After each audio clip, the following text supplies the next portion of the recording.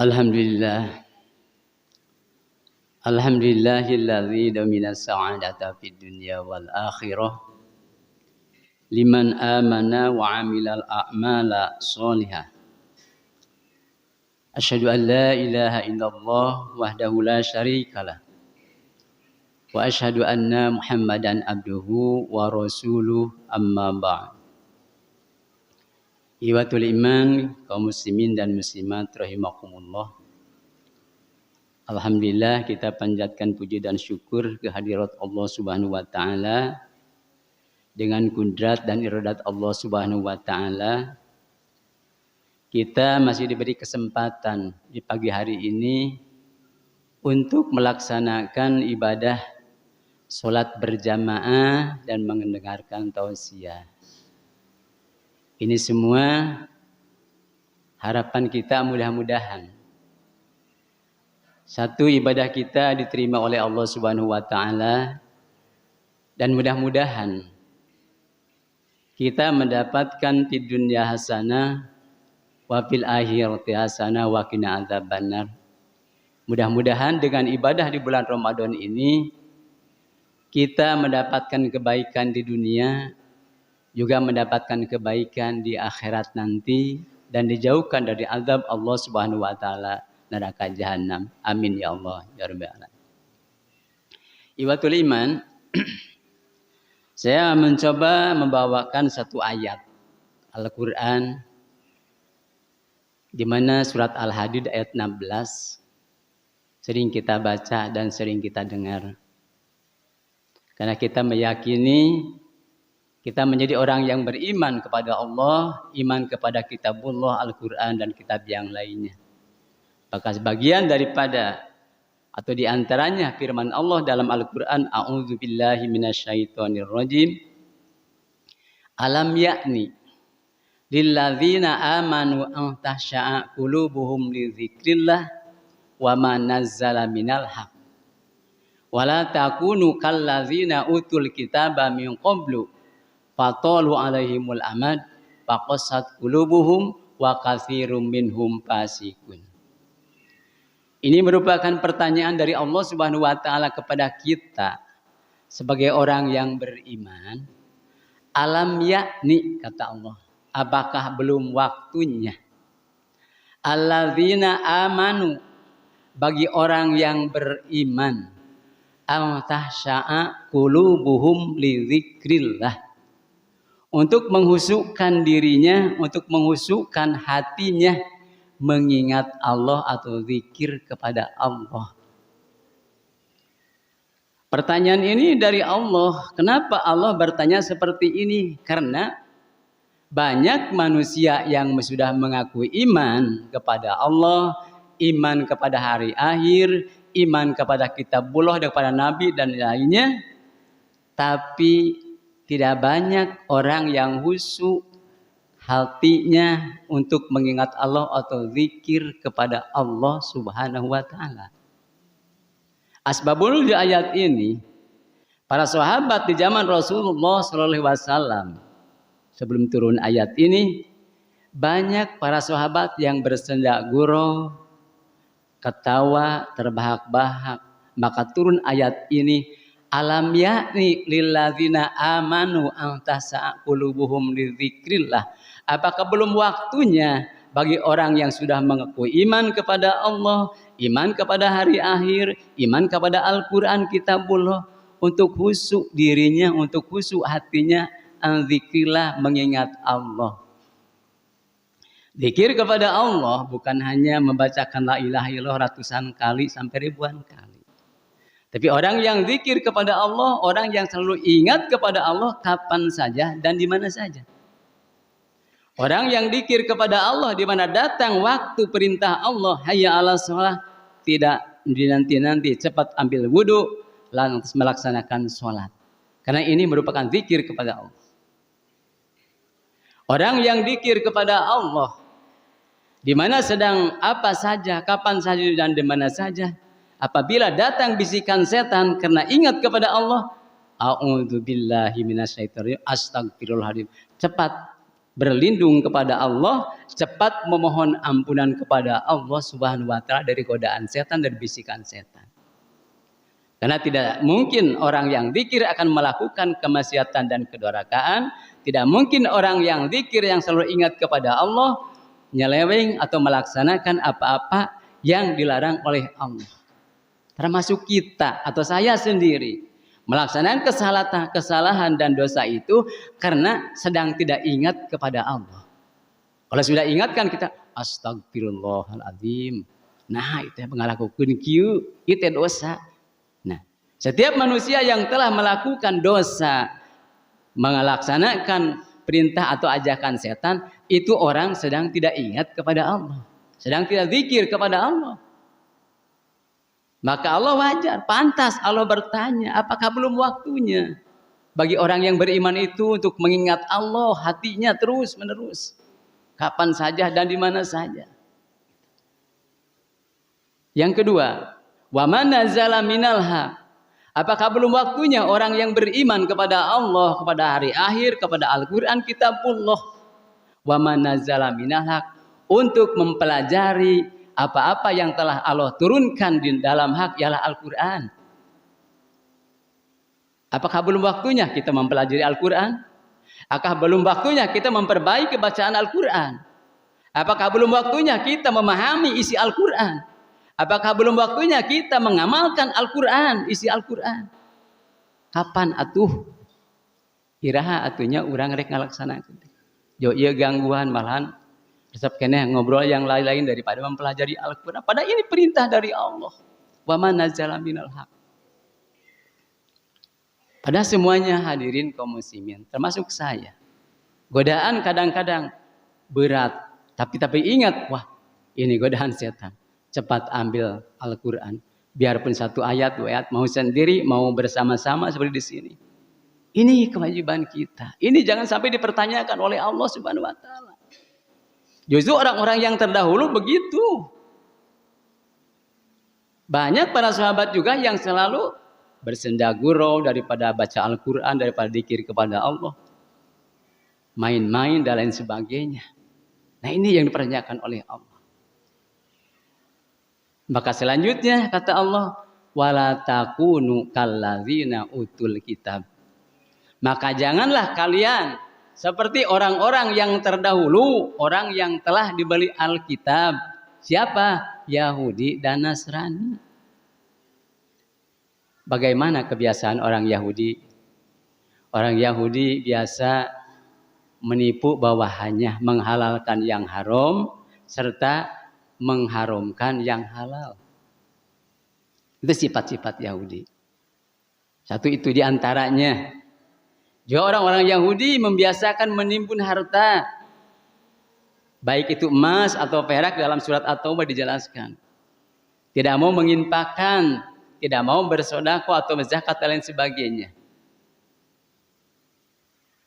Serta orang Yahudi menolak apa-apa yang diajarkan sesuai dengan kitabnya. Yang disebut faqasat qulub patolu alaihimul amad faqasat qulubuhum. Maka panjang, cukup panjang diberi waktu orang Yahudi itu umur lagi paranjang umat nu baheula. Tapi bagaimana? Faqasat qulubuhum, keras hatinya untuk menerima kebenaran Al-Qur'an atau kebenaran dalam kitabnya, baik dalam Taurat atau dalam Injil. Contohnya wae di mana hadir, padahal sebelumnya orang-orang Yahudi sebelum hadir Nabi Muhammad ke alam dunia atau turun Nabi Muhammad, mereka mendambakan Nabi yang terakhir itu dalam Al-Qur'an. Kapan datangnya sampai tawasul cek paribasana mohon kepada Allah, kapan datangnya Nabi Allah nu terakhir teh. Tapi kemudian kalau sudah datang ditolaknya. Boro-boro iman ka nabinya Nabi Muhammad, boro-boro iman kana Al-Qur'an yang dibawa oleh Nabi Muhammad. Karena kitabnya sendiri dihapus. Seolah-olah tidak ada keterangan dalam kitab kami baik Yahudi dan Nasrani bahwa nabi ini nabi yang terakhir. Padahal dihapus. Itu kebiasaan Yahudi. Maka jangan seperti itu. Firman Allah Subhanahu wa taala seperti itu. Serta selain itu orang-orang Yahudi diantaranya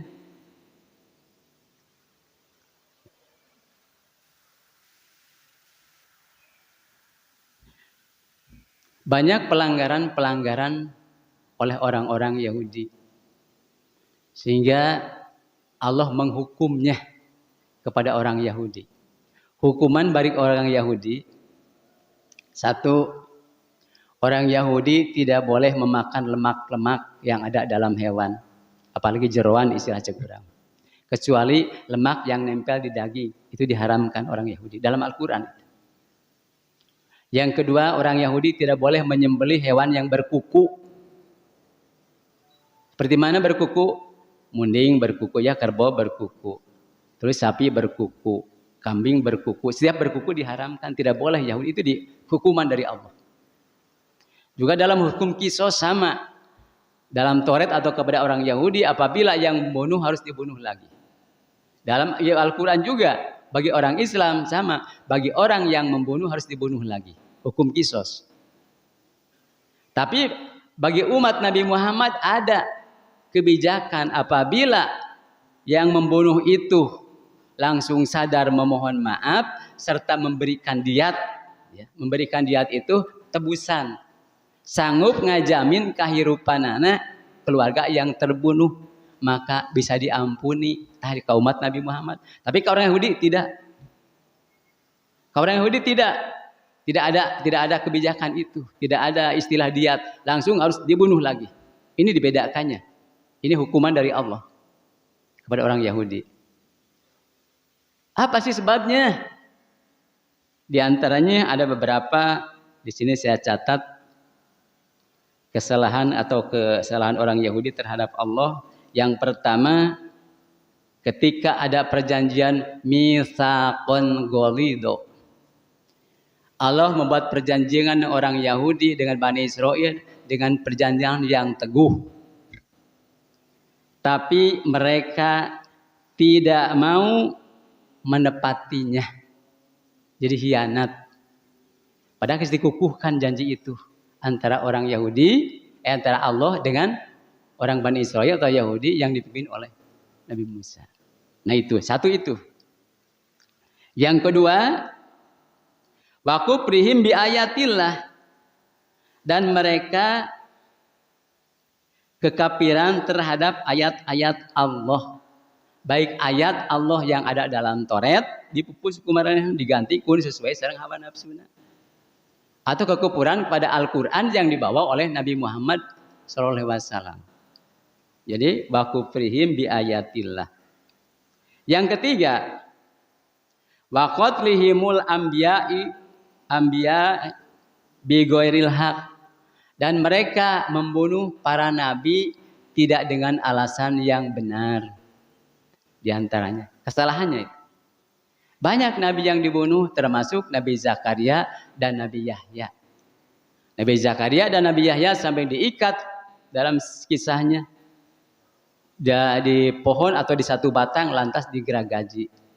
Itu kesalahannya orang Yahudi. Makanya dikutuk oleh Allah atau dihukum oleh Allah. Serta nomor keempat, waqalihim qulubuna guluf dalam Al-Qur'an.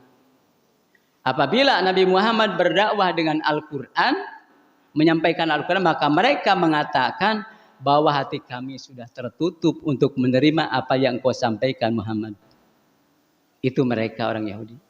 Nah itu sebabnya dihukum oleh Allah Subhanahu wa ta'ala.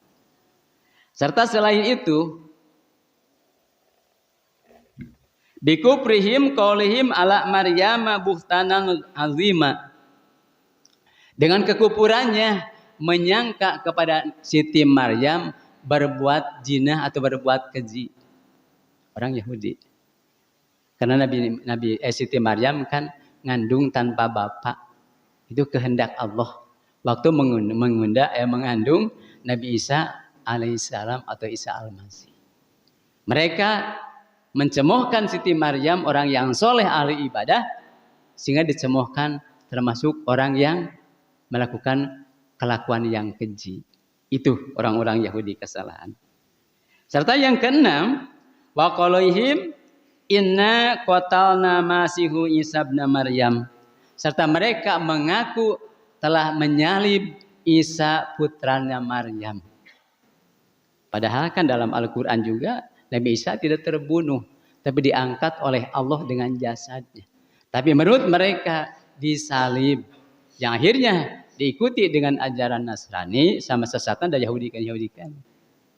Akhirnya disembah bahwa Nabi Isa anak Allah, atau Nabi Uzair juga anak Allah, sebab Nabi Isa itu untuk menembus dosa disalib.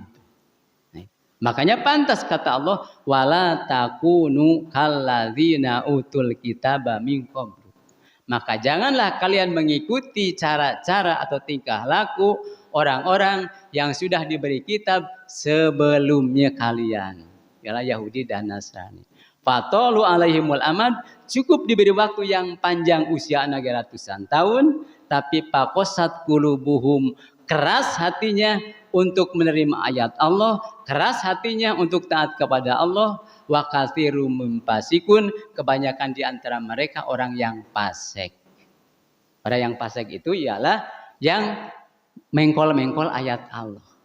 Ayat yang lempeng dipengkolkan sesuai dengan hawa nafsu.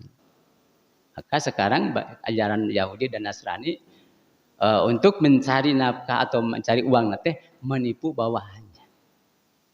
Jadi di Nasrani kan ada, kalau mau berbuat dosa ya jamaahnya, Bapak saya berbuat dosa, wah gampang tebus aja dengan sekian juta.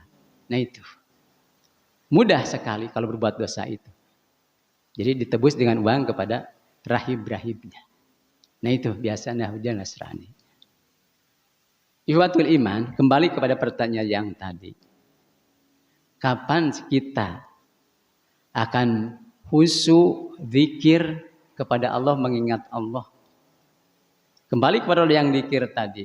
Orang yang zikir, orang yang selalu ingat kepada Allah tidak akan mengalami sakit yang berat.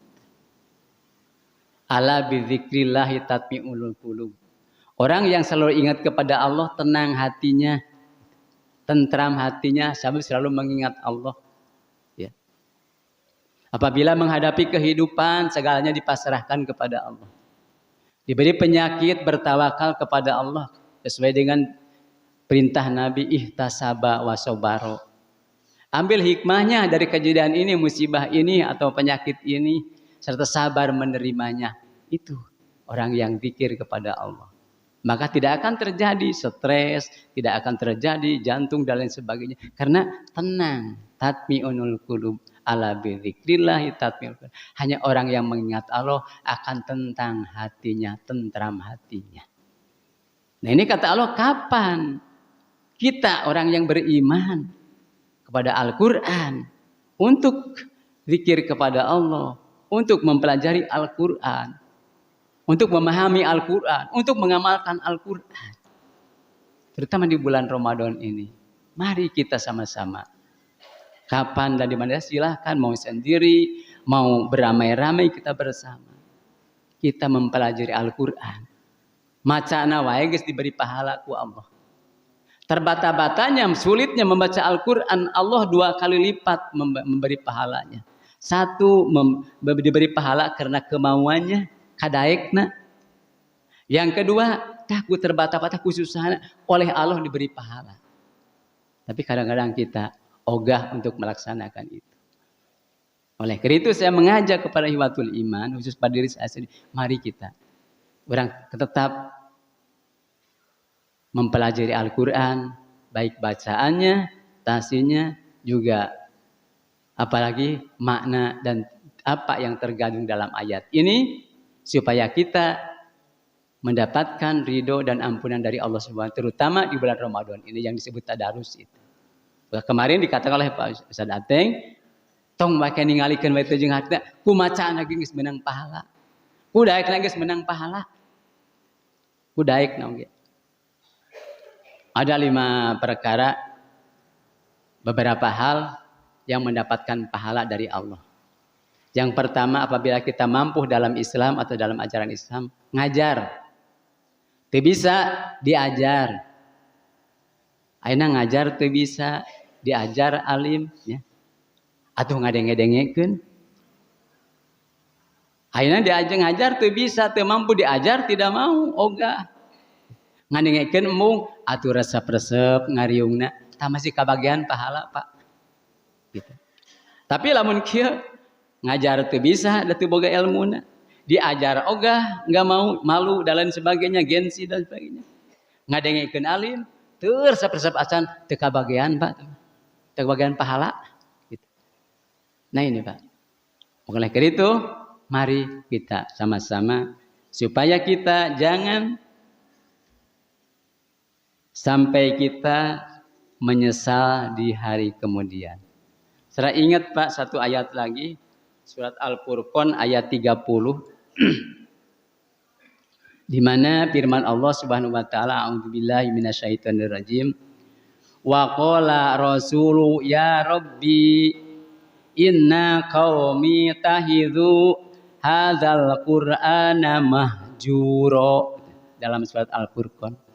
Waqala, dan berfirman atau bersabda Rasulullah Muhammad Rasulullah di akhir kiamat, ya Rabbi, wahai Tuhanku, inna qaumi takhudhu, sesungguhnya kaumku menjadikan hadzal Qur'an, ini Al-Qur'an mahjuro, diabaikan.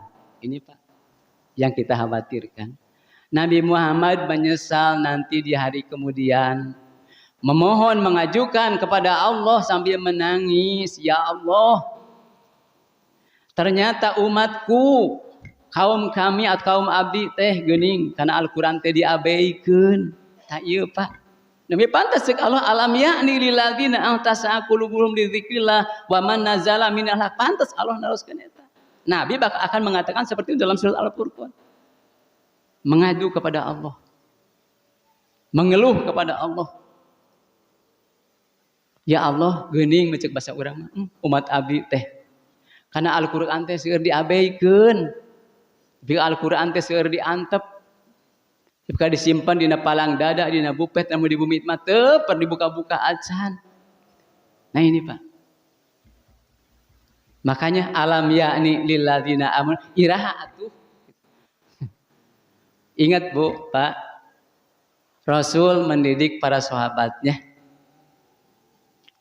dalam suatu pelajaran, idza asbahta fala tanduril masaa.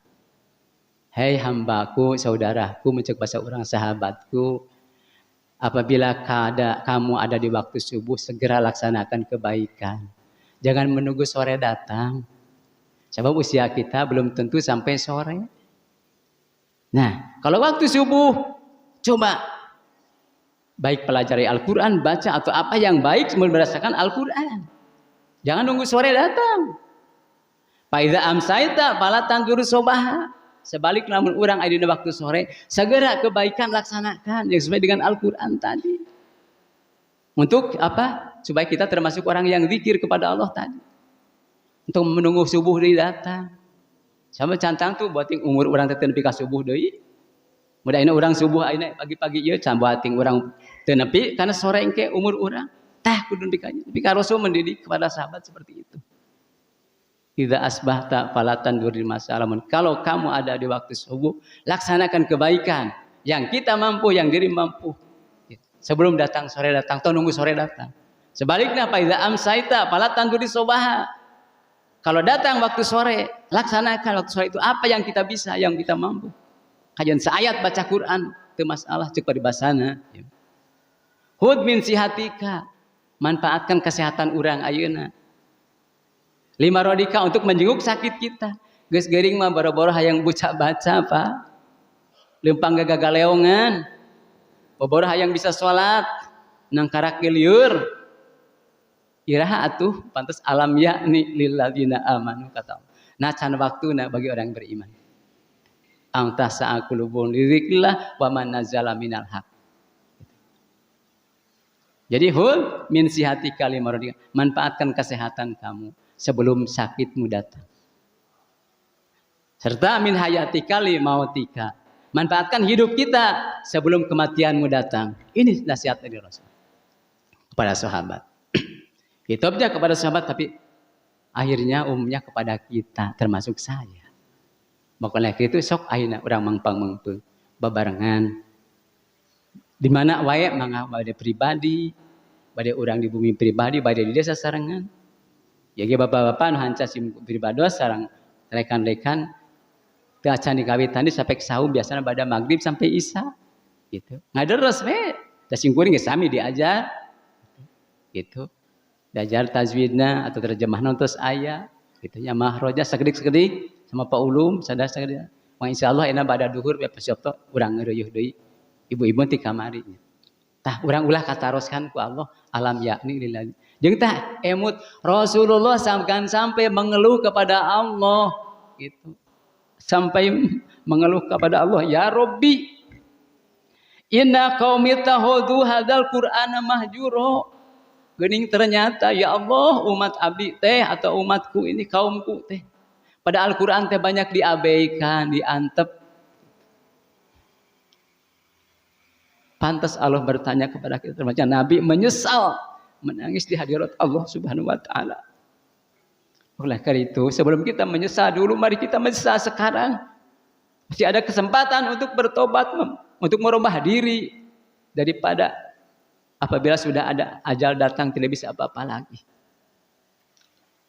Kita sering dengar di sini guru kita Ustaz Nurdin ketika menjelaskan kalau sudah kematian datang semuanya orang menyesal, boro-boro urang nu loba dosa.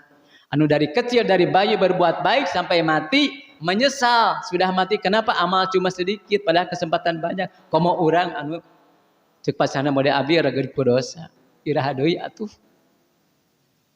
ibatul iman mari kita sadari lah urang manfaatkeun hirup samemeh maot sehat samemeh geuring gitu. Selanjutnya mahjuro. Ibnu Al-Qayyim memaparkan mahjuro itu mengandung beberapa arti. Yang dikeluhkan ku Allah, ku Rasul, ku sahabat, mengandung beberapa arti. Mahjuro satu diantaranya mana tanya? Orang tidak pernah bertemu dengan Al-Quran dan tidak mau mendengar Al-Quran itu mahjuro. Menurut Ibnu Al-Qayyim. Jadi manusia yang beriman teh pernah mau bertemu dengan Al-Quran juga mendengar ge alif mahjuro teh hiji eta menurut Al-Qayyim. Nomor kedua tidak mau memperhatikan halal dan haram walaupun Al-Quran sudah menjelaskannya. Cek Quran teh ieu halal ieu haram tapi tidak digubris teh mahjuro nomor dua. Saur saha? Saur Imam Ibnu Qayyim. Nomor ketiga, al-mahjuro teh diartikan Al-Quran tidak dijadikan landasan untuk menentukan hukum dan aturan. Ari sakuduna mah kitu kan. Di zaman Rasul teh aturan teh acuan teh tina Al-Quran. Aya mah kada kudu dipupuskan 300 ayat cenah. Kudu dipupus cenah cek batur. Justru kudu ditegakkeun hukum Islam. Namun tangna di dunia riweuh da teu make hukum Islam. Hukum Islam di zaman Rasul nu ditek-tek puluh ngeulingan ku sabaraha urang kalau tidak salah dalam sejarah 7-an. Kaburu insaf jelema teh da sieun. Enak da murah hukum penyarat teh pinu. Bika heureun teu kaasupkeun penyarat. Da eta murah ting hukum. Tapi lamun hukum Al-Qur'an insyaallah. Sebagaimana yang dilaksanakan oleh Khulafaur Rasyidin dari Abu Bakar, Sayyidina Umar, Utsman jeung Ali dilaksanakan ku eta. Al-Quran tegak. Sudah itu Al-Quran hilang deui teu diangge aturan. Itu nomor 4-nya, Pak. Nomor 3, nomor 4. Tidak mau. Dan nomor 4, mahjuro itu diartikan oleh Ibnu Qayyim tidak mau meneliti Al-Quran. Gitu. Nyarek gue bisa meneliti dan ningali ge embung. Baru-baru meneliti maca ge embung, Pak. Tah gitu, Pak. Maka kata Allah alamnya ini iraha tuh. Dia pertanyaan ti Allah. Serta nomor 5 tidak menjadikan Al-Quran itu alat untuk menyembuhkan penyakit yang ada dalam hati. Padahal Al-Quran asyifa ulima bisudur. Kutuk, geneng, sirik, dengki dina hati bakal cager ku Al-Qur'an namun orang sering maca Al-Qur'an. Gitu. Sabab dina Qur'an oge asyifa ulima pisudur. Gitu. Keur ngubaran penyakit hati, aya penyakit hati naon? Kutuk geneng, resep ngahibah itu ini tadi ngagorengkeun batur, rupa-rupana itu penyakit hati. Bakal cager mun urang sering maca Al-Qur'an. Nah, ini menurut Ibnul Qayyim mahjuro teh eta. Anu disesalkeun ku Nabi Muhammad diajengkeun ka Allah.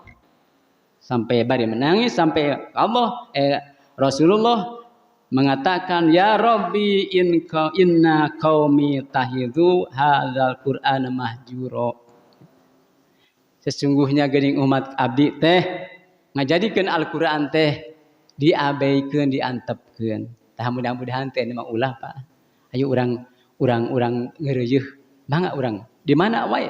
Teu kedah di dieu wae, di bumi sami geus mangga. Di mah di bumi mah sareng pun bojo sareng anak cucu mangga. Nu penting ulah nepi ka henteu. Sampai pertanyaan ti Allah, alam ya'ni lil ladzina amanu an tasa'a qulubuhum li dzikrillah wa ma nazzala minal haq. Nah can waktuna bikeun urang anu geus iman ka Allah teh zikir kepada Allah, ingat kepada Allah terus wa man nazzala minal haq jangan ngahusukeun diri karena apa-apa yang telah Allah turunkan di hak ialah Al-Qur'an kitabullah. Jadi jangan sampai termasuk orang yang mahjuro mengabaikan Al-Qur'an, kedaik nambah acan ngadengeng ini ya yang disesalkan oleh Nabi Muhammad. Subhanallah. Maka kalau Nabi Muhammad menyesal, kita juga harus menyesal. Kenapa? Kita selalu mengikuti hawa nafsu, resep kene ulin daripada maca Quran, resep kene sempaguyon seserian daripada maca Quran. Subhanallah. Cobi urang robah ti ayeuna sadayana, termasuk abi. Penyesalan tidak ada akhir atau tidak ada artinya kalau sudah kita ajal dipanggil oleh Allah. Sekarang menyesali kita perbuatan kita untuk merubah sikap kita terhadap Allah, terhadap agama Allah yang kita cintai, yang kita pegang teguh serta mengharapkan hanya ampunan dan ridhonya. Kita alhamdulillah masih diberi kekuatan oleh Allah, diingatkan oleh Allah. Di masjid ini khususnya di mana saja. Ini semua merupakan kasih sayang dari Allah. Dalam sebuah hadis, innallaha azza wa jalla yu'ti dunya ala man yuhibbu wa man yuhib wa ma la yuhibbu. Jadi sesungguhnya Allah yang Maha Agung memberikan urusan dunia kepada orang yang dicintainya oleh Allah, yang tidak dicintai urusan dunia dibayar orang kafir oge. Wa ma yu'tidin faqad ahaba. Allah tidak memberikan agama hidayah kecuali kepada orang yang dicintainya. Ya orang teh dicintai ku Allah. Karena orang diberi kepercayaan diyakin dina agama teh. Ya kasih sayang Allah.